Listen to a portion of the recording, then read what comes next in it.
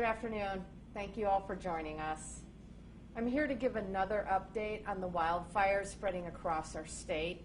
I'm joined on the phone by Oregon Department of Forestry Fire Chief Dod Graff, General Mike Stencil, and Oregon Office of Emergency Management Director Andrew Phelps.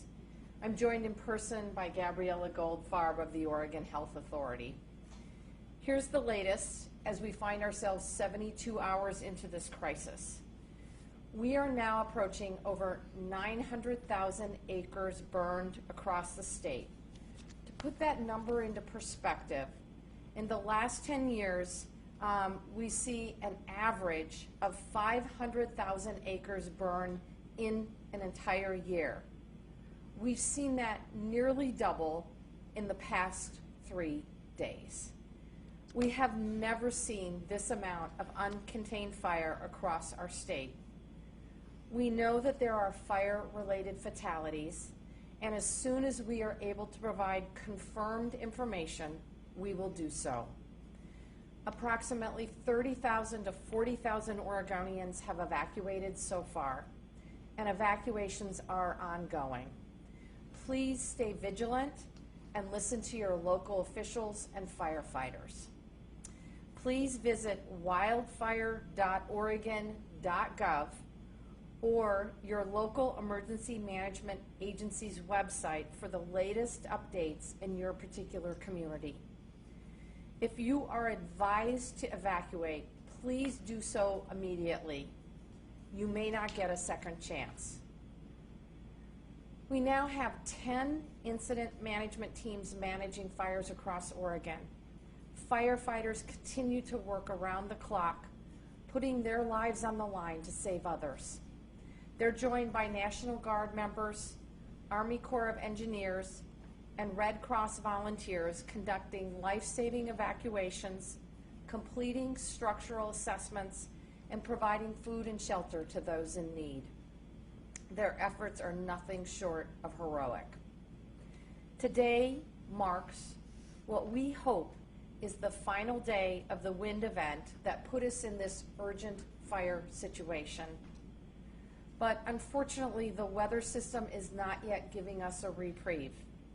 My teams are telling me that while wind dynamics are changing, we are now facing unstable air conditions that continue to make response efforts very, very difficult.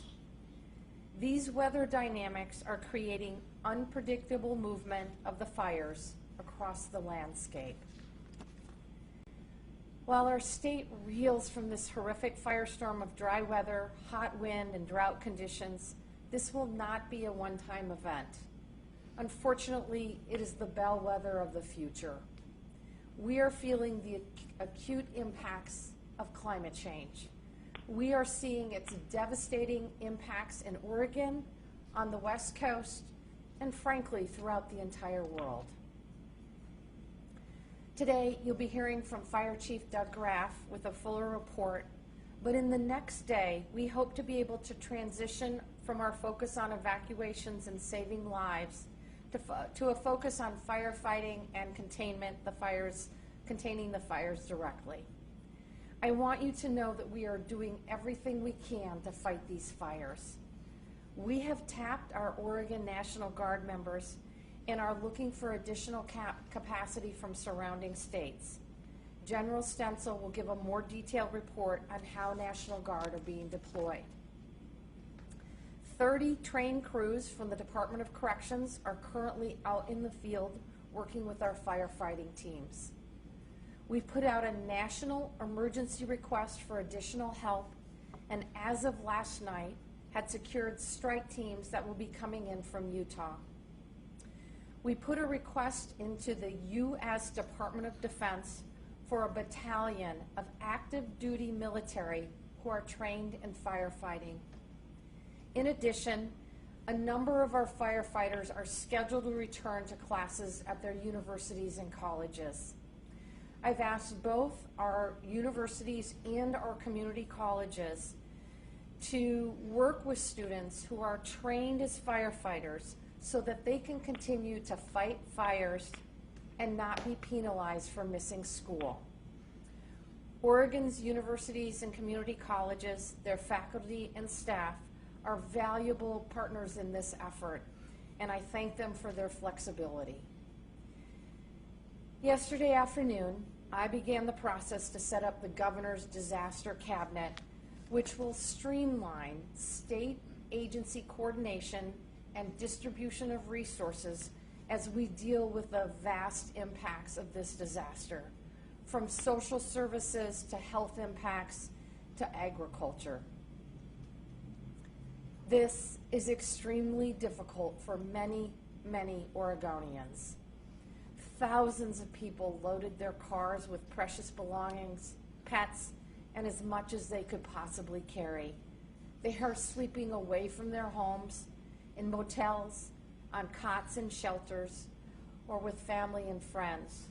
Folks are really scared and looking for information. Know that we are doing everything we can in our power to support you. We are with you. We will continue to help people stay safe and deal with the aftermath. We will get through this. With that, I'm going to turn it over to our Fire Chief, Doug Graff. Doug. Thank you, Governor Brown. Doug Graff, Chief of Fire Protection. I will be joined also by Mariana Temple from the Oregon State Fire Marshal. So we'll go back and forth relative to offering a briefing on current status. We will start where we're seeing the greatest fire activity today, and that is in the Riverside fire. This fire made a strong push to the northwest, down Highway 211 yesterday. Held just before Estacada, but now we're seeing spots over Estacada and continues to push towards those communities. Mariana, is there anything you'd like to add on the Riverside fire? Yes, in addition to what Doug has indicated, we're also planning for the potential of the Beachy fire to the south and the Riverside to the north merging, which could cause explosive fire behavior. And based on the and it's a possibility, but we're preparing for what that would mean and ensuring that we have our responders where we need them to be and in a safe place. So throughout the day, we will be monitoring the situation, and we ask all Oregonians to continue to monitor evacuation levels. Mariana, I know this is Clackamas County. Does it include Marion County as well? Currently, there's no recommendation to reduce evac in Clackamas or change the evacuation levels in Marion, but we will have responders in Silverton area monitoring the situation. Okay, thank you. Thank you, Mariana. So between Estacada and Staten, several miles across, we have Silverton, Molalla, all those communities. There's a fire front continues to push to the west, downslope, as it's been consistent for the past 72 hours.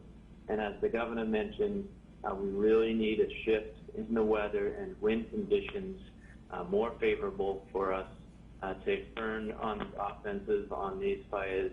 Currently, we have to remain on that fire front in a position of life safety and point protection on structures and communities as we can.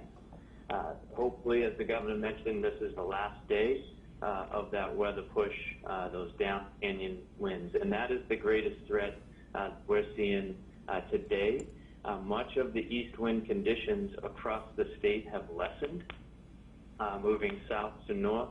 It's in this Columbia River Gorge, North Oregon, where we're still seeing some of those east winds moving, and this should subside later into the evening, and we're hoping this will be the first evening we do not see aggressive push from these fire fronts downslope canyons. Moving to Lion's Head, which is just east of the Santiam Beachy fires within the Santiam Canyon, we are making progress on that fire, establishing anchor lines where we can, the south side of that fire, and continuing to push to establish containment lines. I'll continue to speak of the fires on the landscape in a different tone because we are beginning to able to establish anchor points with dozer lines and hand crews, and starting to turn the corner on some of these fires to move from a posture of only life safety and point protection to suppression efforts. And that's how I'll describe the rest of the fires across the state. As we move south into the McKenzie highway drainage, we have the Holiday Farm fire. Sits at about 144,000 acres right now.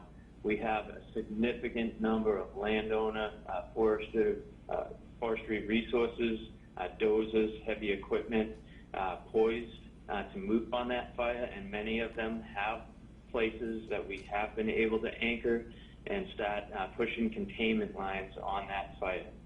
We have not been able to fly aviation resources in a significant way today, and that's because of the smoke impacts and visibility impacts that not allow us to fly aircraft in a significant way. We have moved the National Guard helicopters to the north, out of Hillsborough, to some fires where we may have some clear space, and when I wrap around the state, I'll get back to those fires. So we have not flown on the Holiday Farm fire. Moving south to the Archie's fire, in the Umpqua drainage, that fire sits at 107,000 acres. Not quite as successful relative to moving on suppression efforts on this fire. Still pushing us a bit, but we are moving the right resources in there. So as the weather turns, we can work. I expect some good work on both of the fires I just mentioned, the Holiday Farm and the Archie's fires, this evening, because we will continue to have night shifts where we traditionally can do good work on containment, heavy equipment, and crews. So I expect us to be able to do some of that this evening. Also, some good progress 242 fire, Klamath. We've had established containment lines get pushed for the last couple days, and we have lost some containment lines there, and then reestablish them in the evenings of the next day. Again, landowner resources, heavy equipment involved to support that effort. Continuing to the west in the Ashland and Medford area, we have the Alameda fire and the Overton fire. On the Alameda fire, Oregon State Fire Marshal team has done an outstanding job to hold forward progress on that fire as of mid-morning, and I expect, given the conditions there, haven't had a brief for a few hours there, I hope they've been able to hold that, and I'll turn to Marty in a second to talk to these two. The Overton fire, 20,000 acres, same condition. We have an interagency team on that one, and I think we've been making some progress relative to some containment lines. Not huge numbers, folks. This is the first step towards containment that we've been able to make in 72 hours. So we might be pushing 5% containment, which means 5% of the open fire lines, we've got containment lines with hand crews or dozers.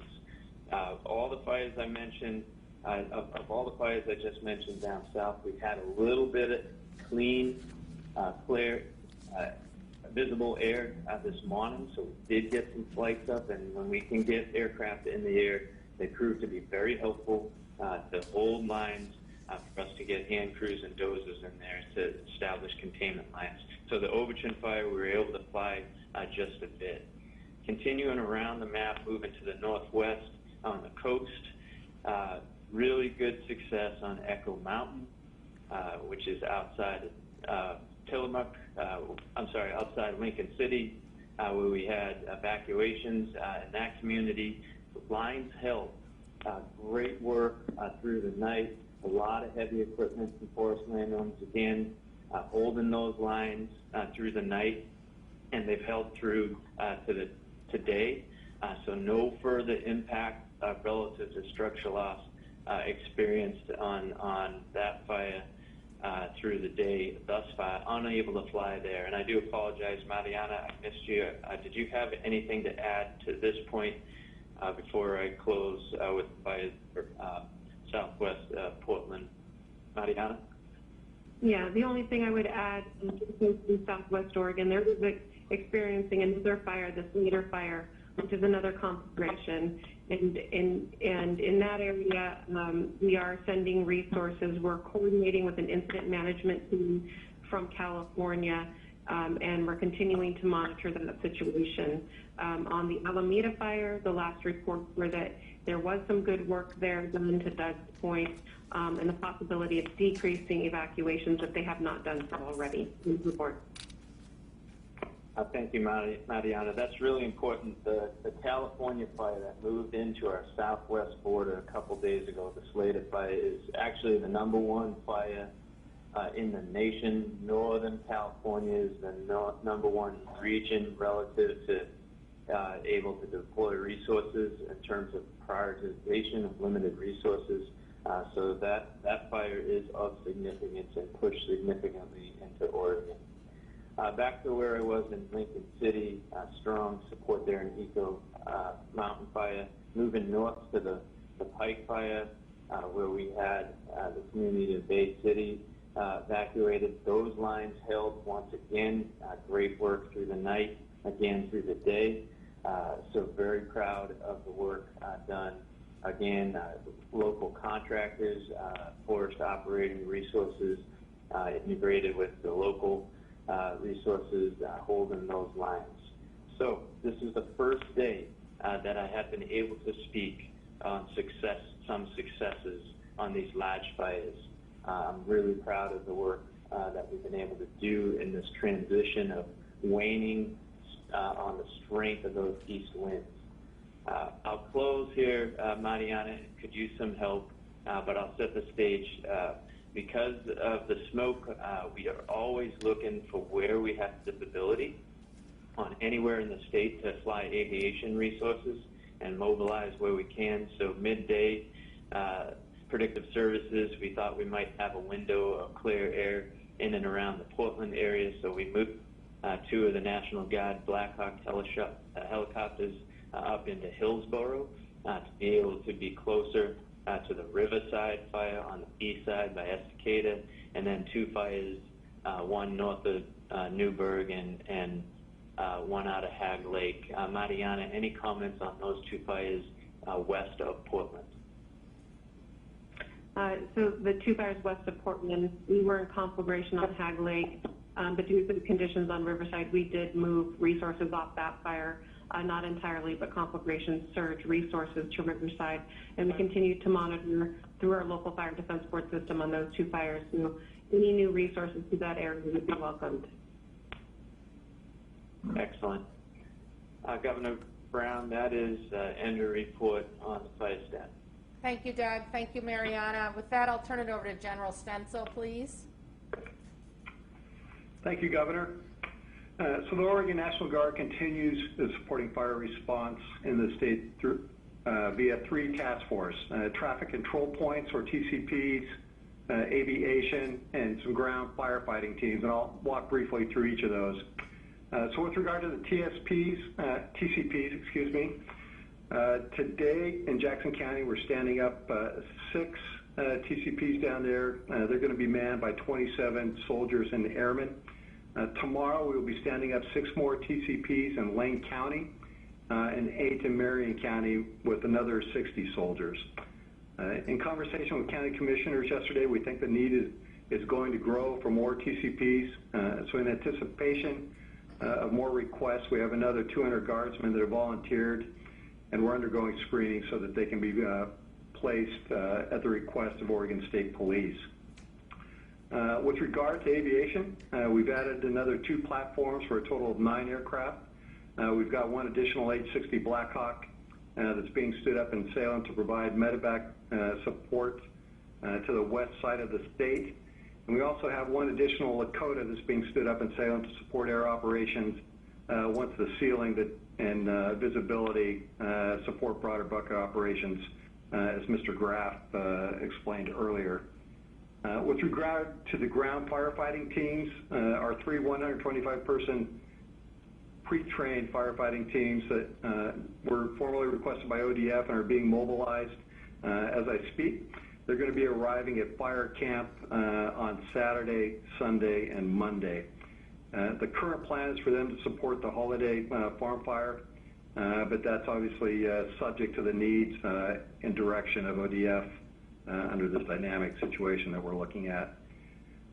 So with regard to expanding DoD capabilities for ODF, we're looking at 3 different fronts.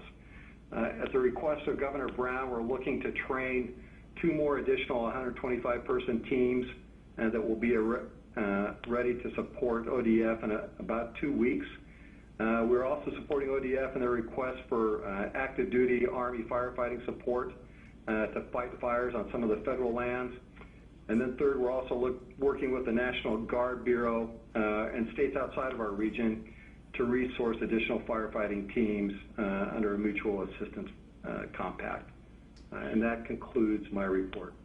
Thank you, General Stencil. We really appreciate the service of our National Guardsmen and women. Director Phelps.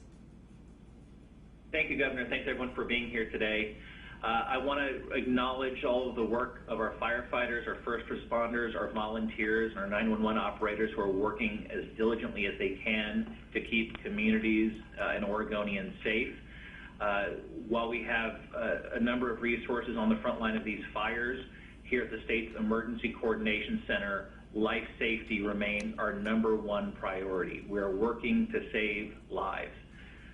Those evacuees who've made it to safety, we're so glad you're safe. We need you to stay safe.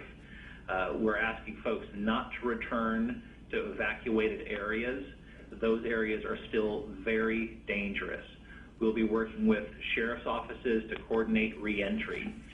Those who haven't been impacted but are interested in looking at damage, don't do it. It's disrespectful to those who've lost everything, and it's disrespectful and dangerous for you and for the firefighters. It's not worth it. If you're at home, stay home. If you're safe, stay safe. Stay informed.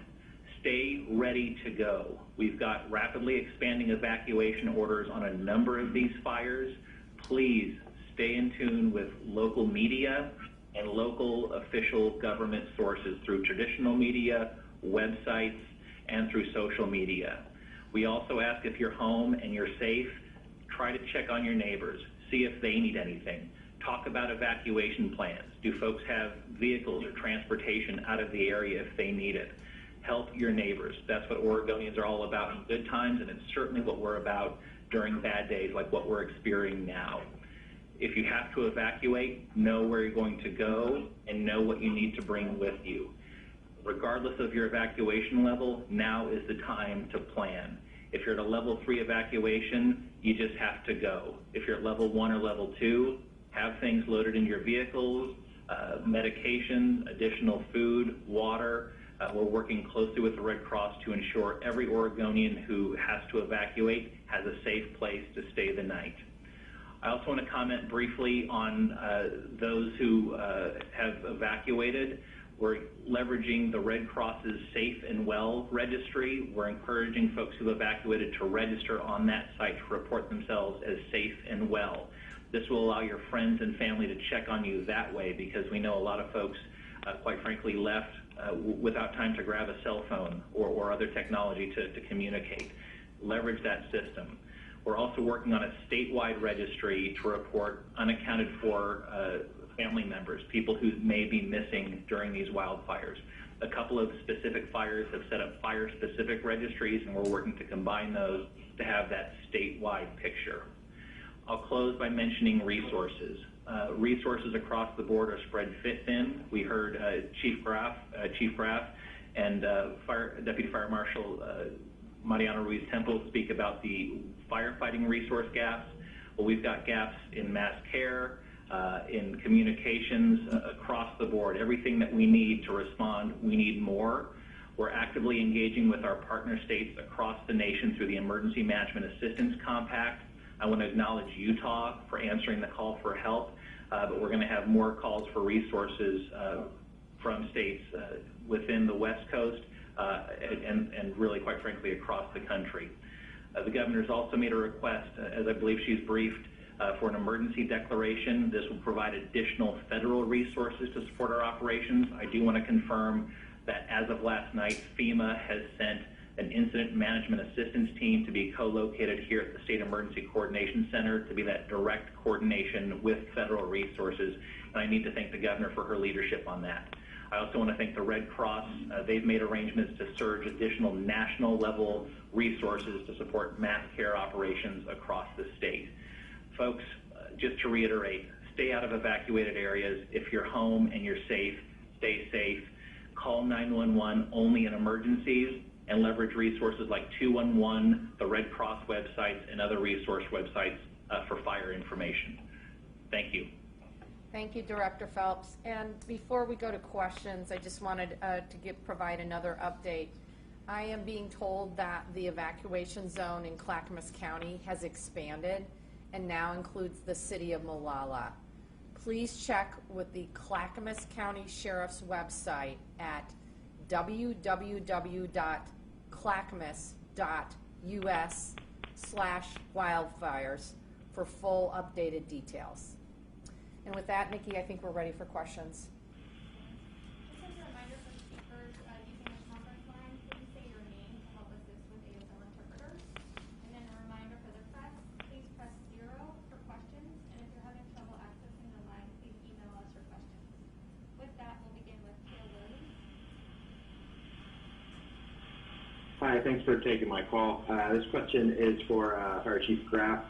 I was hoping you could go into a little more detail about what type of fire behavior could be expected if the Riverside and Beachy fires were to combine.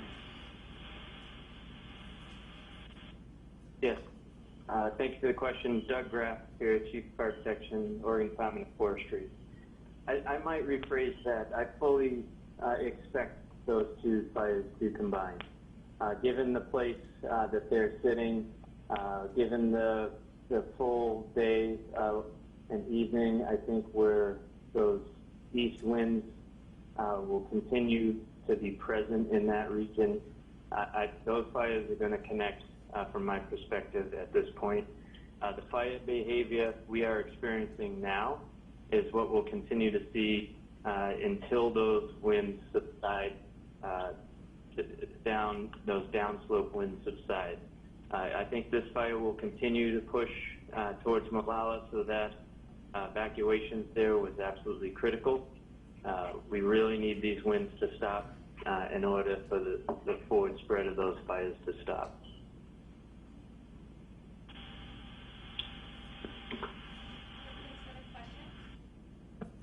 Next we have Hank. Hank with Willamette. Are you there? Yes, I am. Can you hear me? Yes, Hello? we can hear you. We can hear Thank you. you so much. Thank you so much for taking my call. What are the odds that we see partial evacuation in Portland and in the metro area? Doug or Mariana, do either one of you want to take that one? Yeah, Doug Graff here. Mariana, I can give a little perspective on a push here with the fire behavior, and I think that'll drive where we go with evacuations. Currently, with that fire front, both on the Riverside fire and the San Am Beachy moving to the west, it's all going to be about these winds. I wish I could say exactly when those winds subside. If they do within the next half hour, we're going to hold the lines, and this should push into Molalla.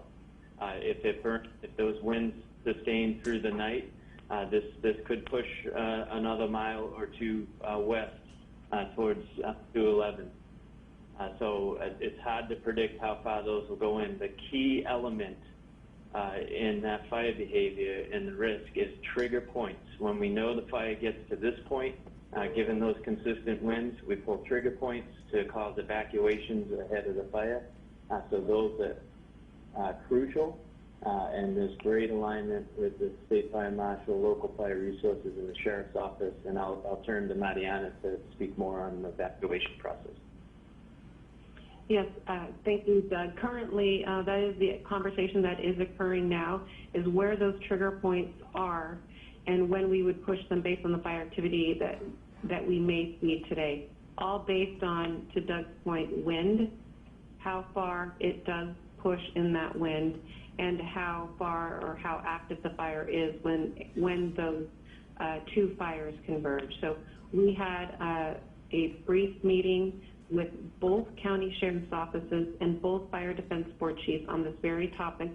We talked about fire behavior, potential, safety, and we've put a good plan together to ensure that not only our responders are prepared for this event and the community as well.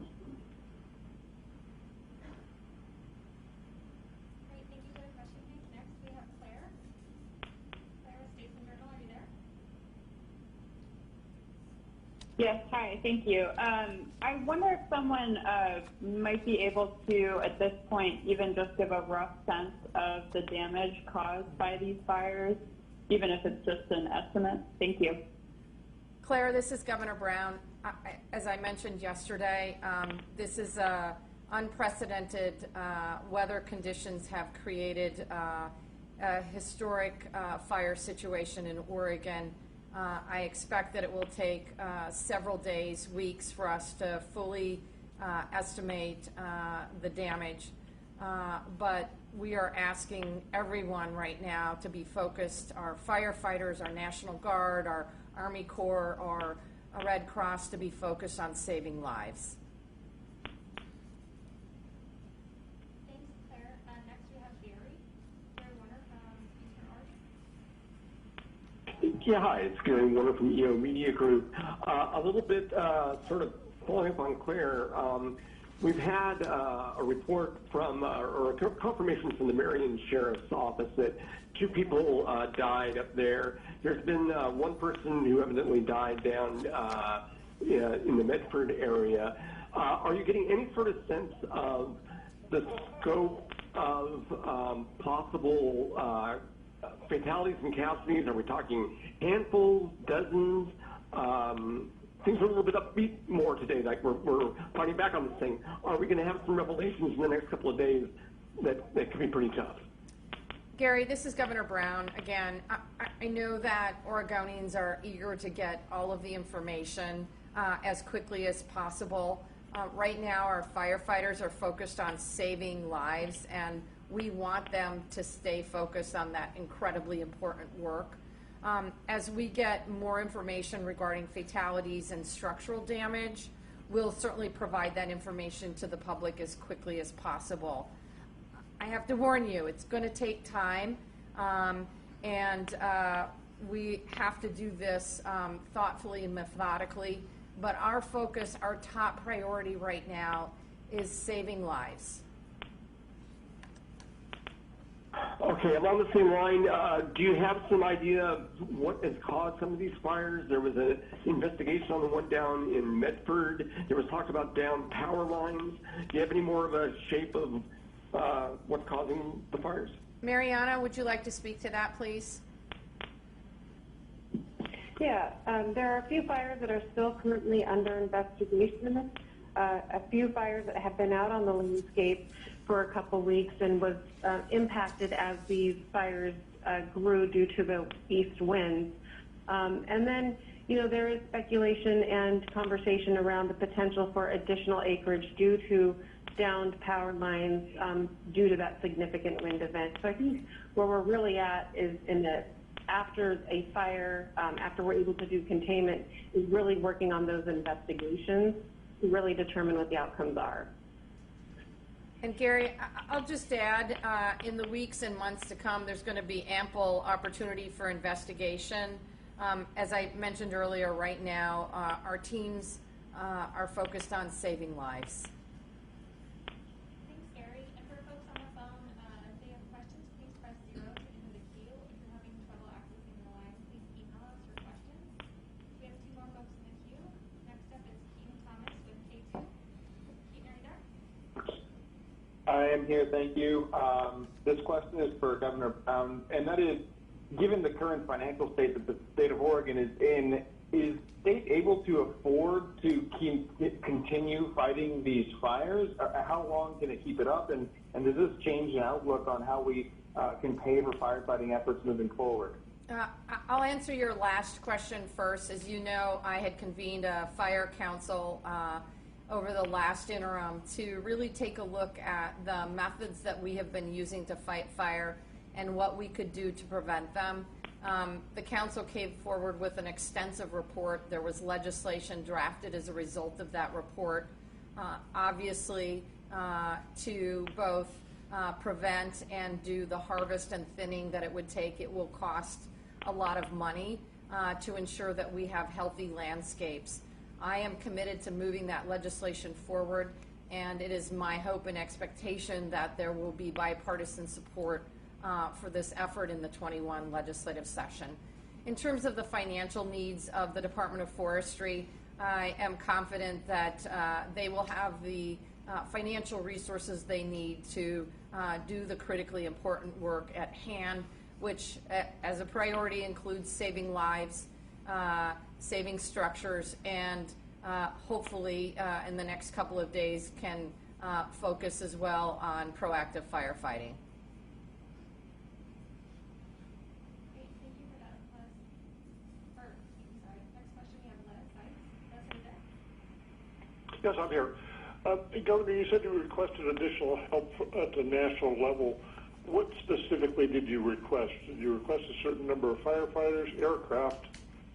And then I have a question for Doug about what would you expect would be the earliest anyone could return to any of the evacuated areas? I assume we're talking about weeks. Thank you. So, Les, I think the requests have been a multiple level. We obviously asked for an emergency declaration.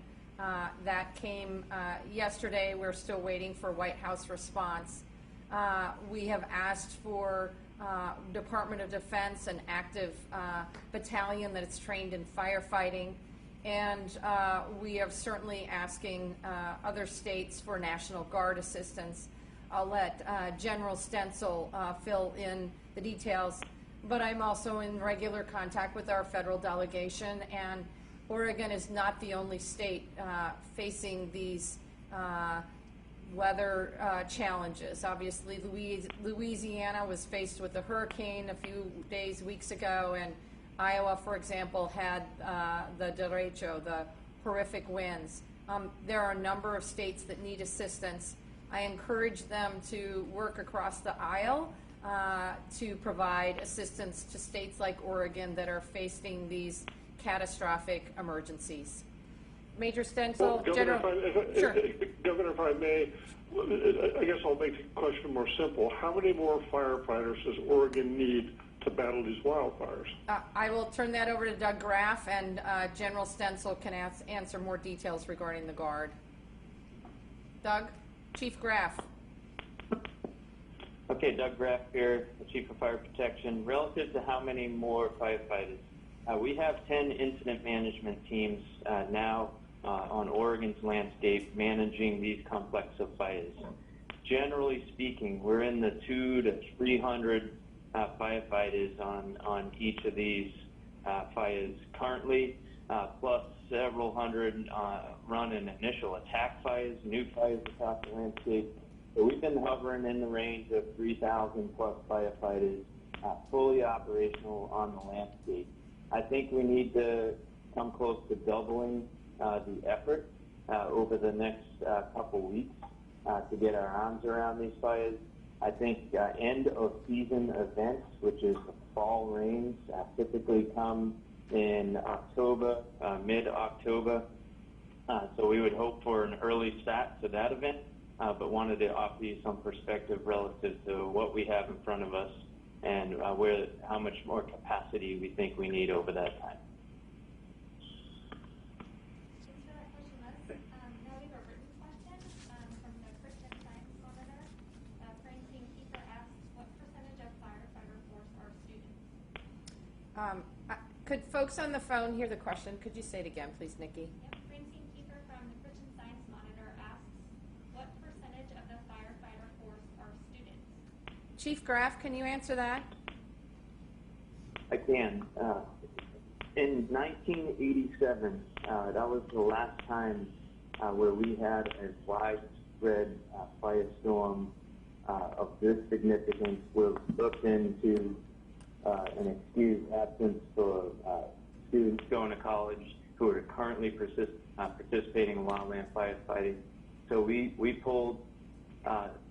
asked that question again this year because I'm looking at, when I spoke with the contractors who provide just over 200 crews to this recent 20-person fire crews, they said in the range of 30+% of that fire crew goes to college here in the next week or two.